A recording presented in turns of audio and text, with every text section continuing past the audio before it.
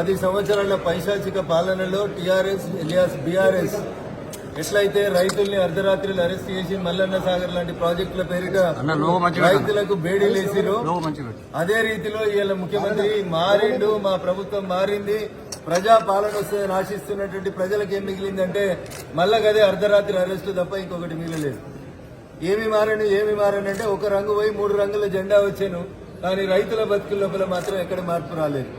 నిజంగా ప్రాజెక్టు కట్టాలనే ఆలోచన ఉంటే ఫార్మాసిటీ పేరిట గత ప్రభుత్వం ఎక్వైర్ చేసినటువంటి భూములని, ఫార్మాసిటీ పేరిట డెవలప్ చేసినటువంటి భూములని ఫార్మా కంపెనీలకు ఇవ్వకుండా పాత ముఖ్యమంత్రి, పాత టీఆర్ఎస్ పాలకులు ఏ తప్పులు చేసిరో, నేను గజ్వేల్కు ముఖ్యమంత్రిని, నేను సిద్దిపేటకు మంత్రిని, నేను సిరిసిల్లకు మంత్రినని ఈయన కొడంగల్కి తీసుకుపోయి కూడా పెట్టి, ఆయన గజ్వేల్కి గడా పెట్టుకుంటే ఈయన కొడంగల్కి కూడా పెట్టుకున్నాడు.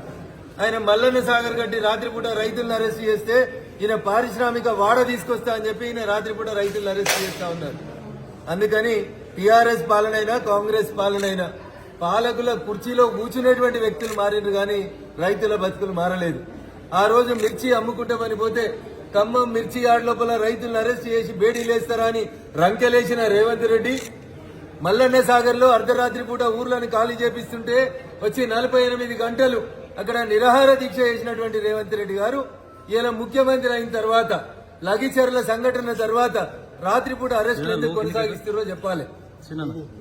తప్పు చేసినోడు నరేందర్ రెడ్డి, కేటీఆర్, ఎల్లయ్యనా, మల్లయ్యనా చట్టం ముందు అందరూ సమానమే కాబట్టి అరెస్ట్ చేయాలి. కానీ దానికి ముందుగానే మీడియాకు లీకులు ఇచ్చి రేపు వీళ్ళని అరెస్ట్ చేస్తాం, ఎల్లుండి వాళ్ళని అరెస్ట్ చేస్తాం, ఈ ఎపిసోడ్లు నడిపించడం మానుకొని ప్రజాపాలన అంటే ప్రజల కోసం పనిచేయడం నేర్చుకోండి. కంపెనీలు అడుగుతా ఉన్నాయి, పెద్ద పెద్ద కెమికల్ కంపెనీస్, ఫార్మాస్యూటికల్ కంపెనీస్ అడుగుతా ఉన్నాయి, అన్ని కంపెనీలు ఒకే చోట పెడతాం, గతంలో ఎక్వైర్ చేసినటువంటి భూముల్ని మాకు కేటాయించమని. దాని మీద స్పందన లేదు. రాష్ట్రంలో పాలన పడికేసి ప్రజలు అవస్థలు పడుతుంటే, వడ్ల కొనుగోలు జరగకుండా, వడ్లకి లారీలు రాకుండా రైతులు ఇబ్బంది పడుతుంటే ఒక ఆయన పోయి బొంబాయిలో తిడతాడు, ఒక ఆయన పోయి ఢిల్లీలో తిడతాడు. ఇద్దరు పోయి చెర్లపల్లిలో ఉండాల్సిన వాళ్ళే, ఒకడు ఉండొచ్చిండు, ఇంకోటి ఉండాల్సినోడు రేపో మాపు. ఇంతకు మించి పెద్ద తేడా ఏం లేనట్టే కనబడతా ఉంది. అందుకని అటు మేమే రాబోతాం, మేమే చేస్తున్నామని చెప్పుకునే ఇద్దరికి కూడా నేను చెప్పే సూచన ఒకటి, ముందు ఇప్పుడు నడుస్తున్న దాన్ని కాపాడుండ్రి, ఇప్పుడున్న రైతన్నల్ని ఆదుకోండి. మూసీ పేరిట, హైడ్రా పేరిట వడ్ల కొనుగోలు జరపక, సన్న వడ్లు కొనుగోలు చేయక రైతుల్ని ఇబ్బంది పెడుతున్నటువంటి రాష్ట్ర ప్రభుత్వం ముంబైలో నువ్వు చేసేదేం లేదు, ఢిల్లీలో పోయి ఆయన చేసేదేం లేదు.